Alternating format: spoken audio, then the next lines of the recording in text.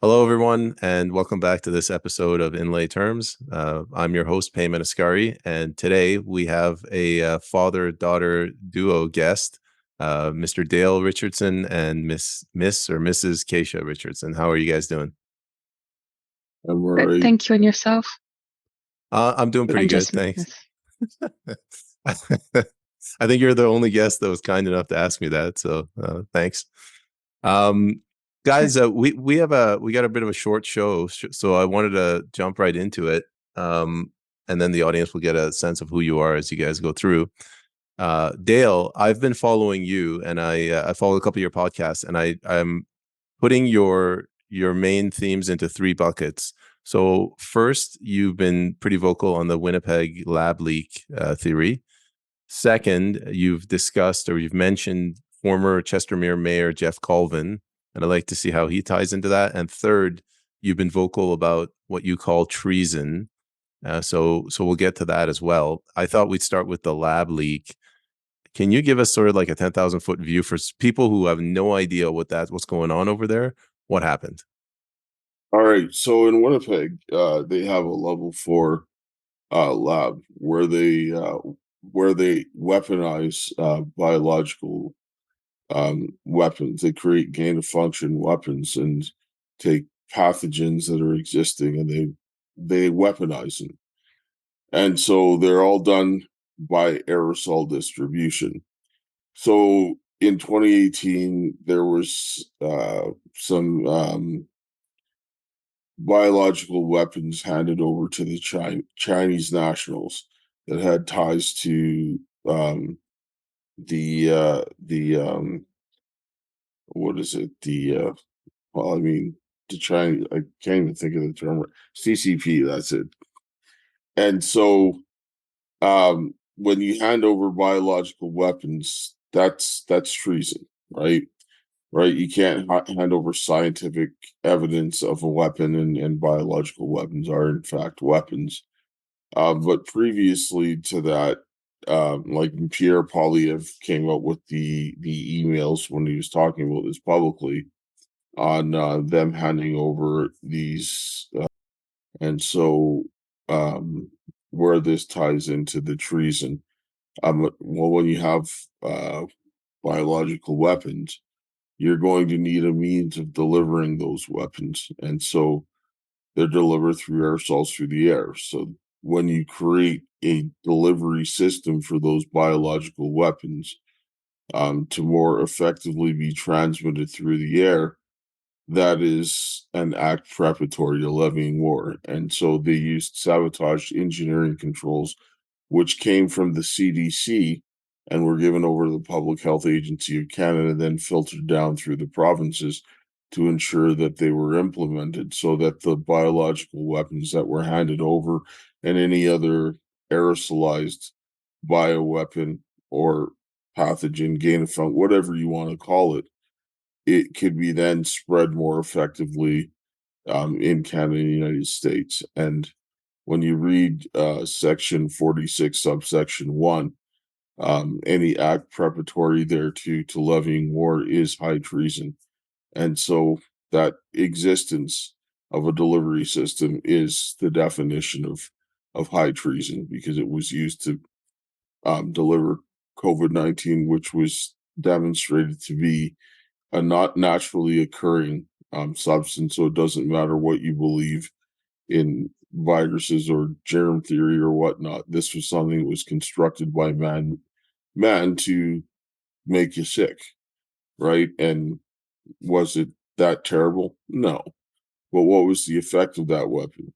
It was used to it was designed to take away our freedom and then push an even worse biological weapon, which we know that injection is the best way to get something to enter your body, but the next best way is through inhalation and aerosolization. And that's not just through your lungs, but your ears, nose, and throat. Anything that allows that absorption allows that entry point for those types of aerosolized particles, regardless of what they are. Yeah.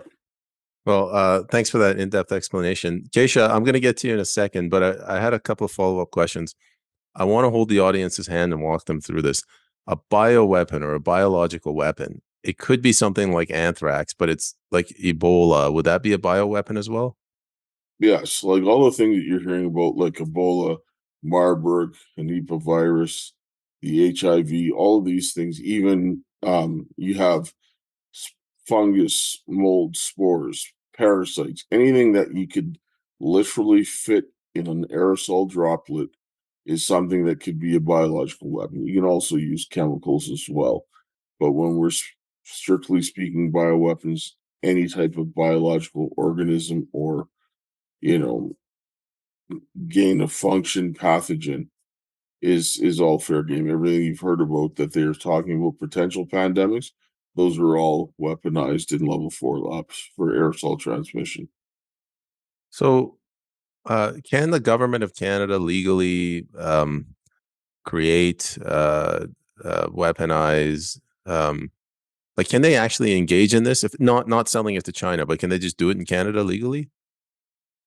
Well, it's kind of a gray area where they say that they're doing it to find ways to defend against it, but it's something that there's really no purpose for doing, right? Because when you're making something more virulent and easier to transmit and more deadly, you're playing with fire, right? Like, why would you do that unless you're trying to use it? And if it escapes, then now you have a problem, right? And so these things should, there's a reason why there's a prohibition against biological weapons development. Okay, so the next question I have, again, forgive me if I sound naive, but I'm parachuting into this. If Canada had sold or transferred these biological weapons to the U.S. as opposed to transferring or selling them to China, would that have made a difference because the U.S. is an ally and China isn't? Not if they release it against us, no, because then whatever that entity, even though the United States is an ally, there are people that are acting against the interests of the United States, right? Canada did the same thing. They concealed the distribution of a biological weapon and kept it away from the United States. Well, are we allies with the States? Yes. Are there people in Canada that are acting against the interests of Canadians? Yes. Are they hostile towards the United States? Yes. They don't have the right to do that. So it doesn't matter who it's coming from. You can have agents that operate against the interests of that country, right? My last question before moving on, I think you called it a distribution system. Yes. Wow, what is that? Because to most people, a distribution system is like Amazon trucks or you're delivering something physically. What is a distribution system in the context of biological weapons? Well, it's the same thing as a delivery system. You're just distributing it. You're ensuring the spread of whatever contagion, right?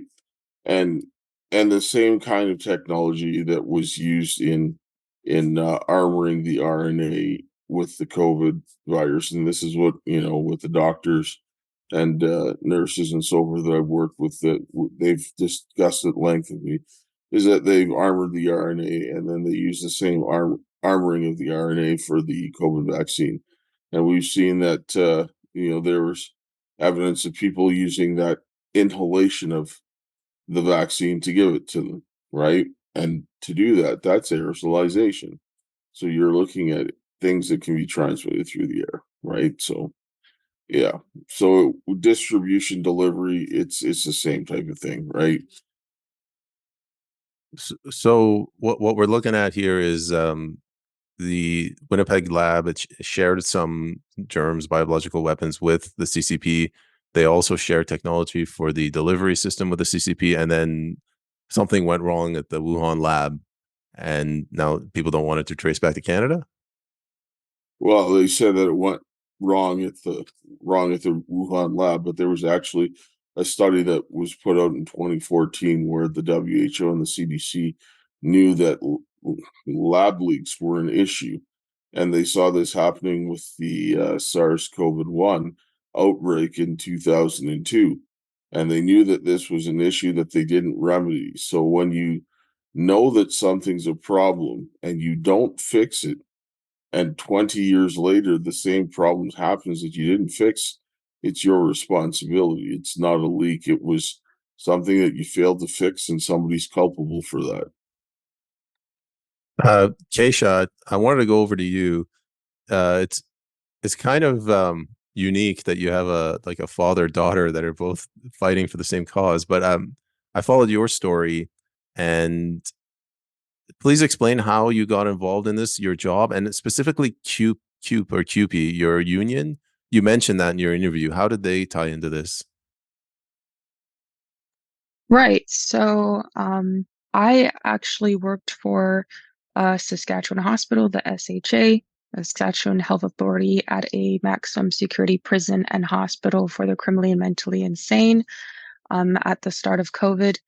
And I noticed some strange things at my work already. And my dad had told me about his research of what he found, what was going on. And so I was like, well, explain it to me, like I'm five, make it make sense. And then when he did, I was like, okay, well, got to do something about this. So I filed an OH&S complaint with the union, with CUPE and my work. It's the same as OSHA laws in the United States. And instantly started receiving pushback from the union, from my job, threats of self-isolation and, putting my job on the line and things like that. And I I just, I had to continue anyways because, it's a danger, right? It would be wrong for me not to say anything about it, and then in the long term, too many people would be at risk. So I continued, and eventually we had the repercussions of whistleblowing. Walk me through, like, how does a union threaten you with self-isolation? Like, I've been an employer before. If my employees said something wrong, I don't hide them or lock them up in the closet. How did that happen? So, as my father was filing complaints against, the various agencies involved, based on, his research, they started taking action against me, on top of, I guess, the OH&S complaint I had filed. Um, Dad, did you want to say something? Yes, the self isolation did not come directly from the union. It did come in coordination. So there was a public health order that was issued through the public health agency where Kaysha was allegedly contact traced at the dentist's office. That I was right next to her during the procedures. I was never contact traced and told to self isolate and quarantine. And so this quarantine happened at the identical time that the union and the employer were meeting at the Saskatchewan hospital where Casey was being held in a separate wing where the staff that worked and her supervisor who was preparing the meals for her knew that she was there, but the union and the employer acted like they didn't know where she was and didn't show up and continued to have this meeting without her while she was physically in their custody. Now that's way off base and it screams conspiracy. And if you can't sit down and say that, where they had knowledge that she was there but acted like she wasn't there in the meeting to sack her after she made a complaint because the engineers and the technologists were implementing something that was poor engineering practice and they knew full well was wrong and would kill people, that's a big problem. The reason I ask about the unions, Keisha, I've been talking to a couple of the nurses here in BC, and what they've done over the years, you probably know this, but you you're it's obligated that you join a union. Like, you can't opt out. Once you join a union, you forfeit your rights to outside counsel, and then you don't pay your union dues. The government collects your union dues and gives it to the union. So now the union is supposed to protect you against the government, your employer, but it's like this unholy alliance between the two of them. Did you sense this, or is this completely different from what I saw with the nurses? No, this is exactly it because, as my dad said, they held me in my own facility, my own employers, my own boss was, signing off on my meals every day. And I was contacted the union once I was released and told them like they held me in an entire wing of the prison side by myself without, any charges or convictions or anything, and without any due process of anything. And they were like, no, that didn't happen. You didn't show up to the meeting. Everyone was there and you were not there. And I was like, because they were holding me in the wing of the prison alone. And she refused to acknowledge it until one of the union reps and multiple others refused to even acknowledge that it even happened until, you know, over a year or something later when they had to finally say it happened. But then at that point, they said, oh, well, it was justified and all these other reasons. So they did absolutely nothing to help me. And they continuously went to bat for the Saskatchewan hospital and their, members and things. Well, one other thing I want to add is that during this quarantine where Kaysha was taken there after an unlawful arrest, entering the court against, coincidentally, the Saskatchewan Health Authority and the RCMP, she was interrogated for information regarding the engineering report, which outlined the criminal activity by the SHA that the union was shielding and the RCMP were also involved in shielding.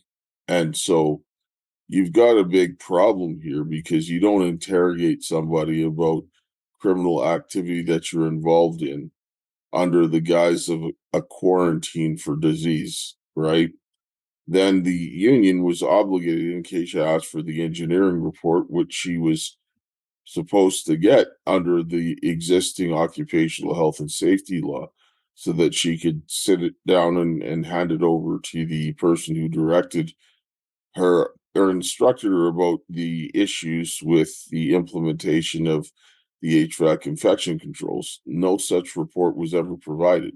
They said, yes, there was an engineer that had a report. So it was like, well, you have to provide it. It was never done. And they signed documents talking about that they were ensuring the safety of their workers. How are you ensuring the safety of your workers when you're exposing them to increased chances of sickness and death? Just like they went ahead and ensured that people were vaccinated, right, with an experimental bioweapon, gene therapy, poison, whatever you want to call it, that was never properly tested. So you're seeing that this is like the mafia protection racket that the unions are engaged in instead of representing the rights of the employees. Sorry. Go ahead. Sorry. That's how I see it too. It is like a mafia. They protect themselves. We kind of have to move this along. The next question I had was, can you tell me how Jeff Colvin, former mayor of Chestermere, who just got sacked by one of the premiers, how does he fit into your sort of activities? Well, there's a couple of things. He wanted to remove the RCMP out of Chestermere because of what he understood with his interaction with the local corruption, and then some of the corruption relating to Paul Fisher. And there was another lady who was, beaten on camera, and the RCMP refused to charge the guy, in spite of overwhelming evidence and so forth. And so what he didn't know at the time was the treasonous activity that the RCMP, specifically Staff Sergeant Kathy Clausen of the Chestermere detachment, that was brought in to shut down, because the previous detachment commander was actually taking the information and took witness statement as well. And he was removed. She was brought in. She shut it down. And so then fast forward sometime later, there was an ACER request for an ACER report. Well, I was the one who was contracted to compile it.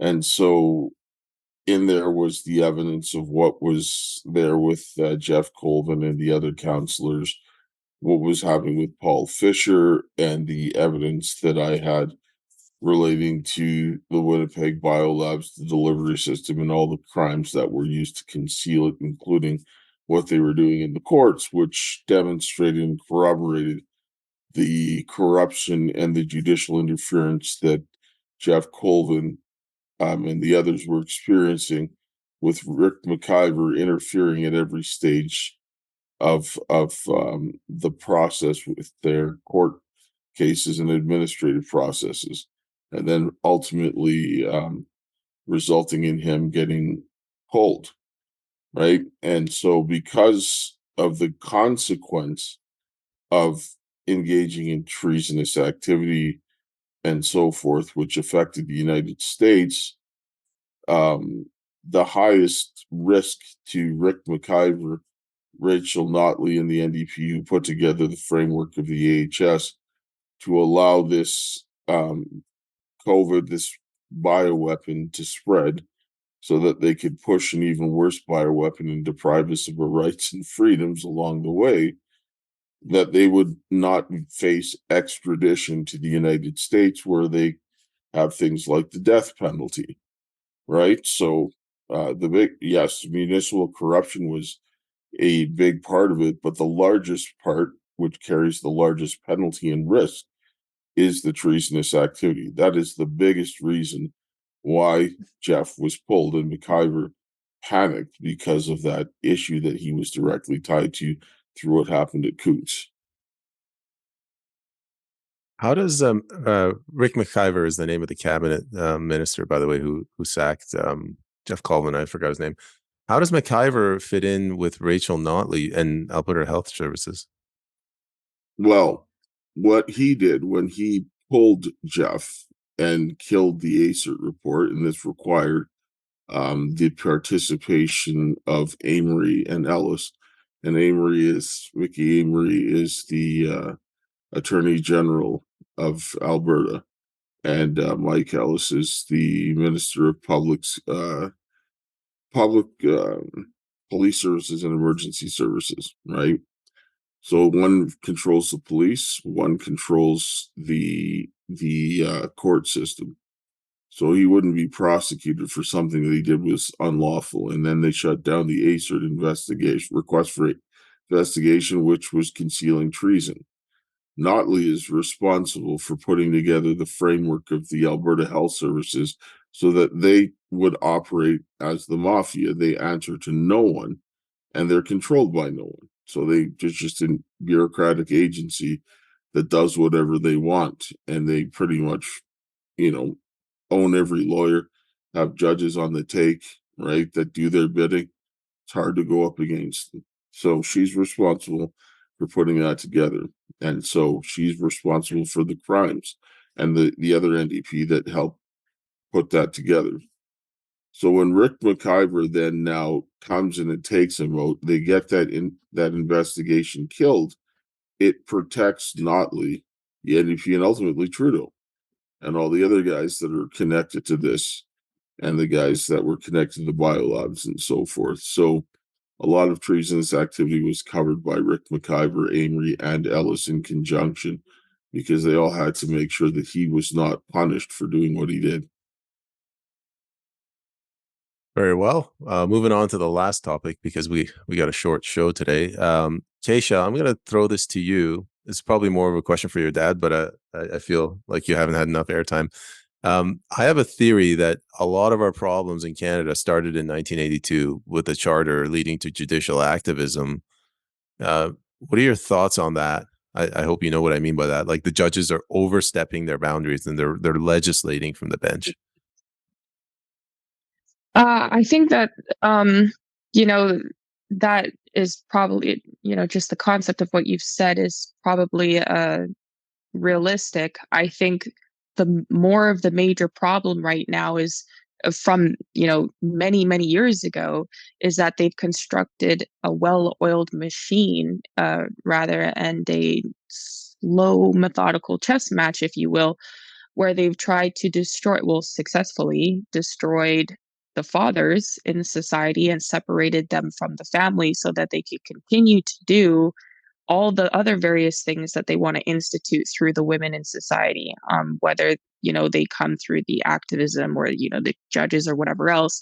If you actually had fathers in control of protecting their homes and providing for them and being united with their wives and children, it would be far less of a successful effort to actually do the various things that they're doing, the different agencies or courts or systems or activism groups or whatever that they're doing now. Dad, you want to say something? Yeah, what you're saying does tie into the larger picture as a whole. And yes, the Section 1 was something that should have never been put into the charter. The way that the judges are now implementing case law to create laws, and they're using a lot of this feminist ideology to do so, which ties back to the destruction of the family. But that is something that the brakes need to be put on that in a very big way, because judges are there to interpret the law. They're not there to create laws, and they're creating a lot of these legal precedents to take the place of laws, or to go against the actual law or the charter. And this also comes back to this whole idea of the breakdown of the family, because of the indoctrination and dumbing people down and teaching people not to think. This is how they get away with this nonsense, but that needs to be eradicated very much. Sorry, go ahead, Kaysha. Yeah, I was just going to say that women are largely being used, and activism, like my dad said, the feminism, women are largely being used right now to be put into position so that people can pull the strings on them in order to get the outcomes that they want. Because women see outcomes, they don't really see the steps along the way. And a lot of times I'll tell my dad, "Oh, I told you this was going to happen," and he's like, "Kaysha, I knew that was going to happen. I needed to prove it. I needed to know the who, what, when, where, how. I need to demonstrate the steps in which things were done." And women are constantly being placed in positions without knowing the steps of where things are going and telling them the outcomes that they want to hear and that they want to see in order to get something else. And what we're seeing right now, which is completely the breakdown and destruction of our society, where fathers are taken out, the protection. Now we see that a lot of children are being stolen, they're being mutilated. People are going to prison for trying to protect their children from this mutilation. And these attacks, these sexual attacks in the schools and the books and all sorts of other things, because the protection from the home has been removed. And so we really need to go back to family and unity, fathers respecting them in society, men in society and their role and their value and what God has made them capable to do for us as a society and as a whole. And then bring that also back to incorporating that and the value between the mother and the father in the home in order to create what's the best united front going forward. And that's what they obviously don't want, the system as a whole, because then that threatens them and their ability to take advantage of each and every one of us individually and target the most vulnerable sector, which is the children, and then raise them to be corrupted in the manner in which they want them to be, I think. That's a very good answer, because you answered my last question, which was how do we reverse this? So Kaysha, your suggestion is to reconstitute the family. Dale, in finishing the episode, what do you recommend to average Canadians? I'm not talking about people in politics, just average rank and file Canadians. What can they do to save this country? Well, we've been working together with a number of parties to hold the government accountable, right? The elected officials are the ones that have to change us. We put them there. They work for us. We don't work for them, right? We have to fundamentally reimagine how government works. We don't need to ask them. We tell them what to do. They answer to us. We sign their paychecks. Now, if somebody signs your paycheck, that means they're your boss. So, we have to hold their feet to the fire. We have a lot of lawful options available to us. So show up to their constituency offices. Tell them that they need to do what you ask them to. If you need to film it, go in groups, write letters, emails, phone calls, and put everybody on notice. We have an action plan that we have together starting here in Alberta. We're going to be helping other people to spread it off coast to coast, but we need to start standing together and saying that we're not going to take this. You have an obligation, because there's nowhere in the charter or in the Constitution where I sit down and says that the state has a right to commit treason, or any government agency has the right to kill your children, or make you take some experimental gene therapy, or to strike down your rights altogether. The government doesn't grant your rights, they protect them, right? And Section 1, there's no justification for torturing people, like destroying your children, subjecting them to like filth inside of the schools at your expense. That's nonsense. So go back to the government and make them do their job, and tell them that you're not leaving, and you're not going to stop until they do it, because they're the only people that can fix it. It's either that, or we allow communism to come in this country. Last time I checked, this was Canada, not China. So I want Canada back, and I don't want totalitarianism. That's really it. It's a good place to end off. Canada, not China. So, Dale, Kaysha, I wanted to thank you guys for coming on. Hopefully we'll get you back on at some point, but best of luck to you, and have a wonderful day. Thank you for having us. Thank you. Thank Bye. you.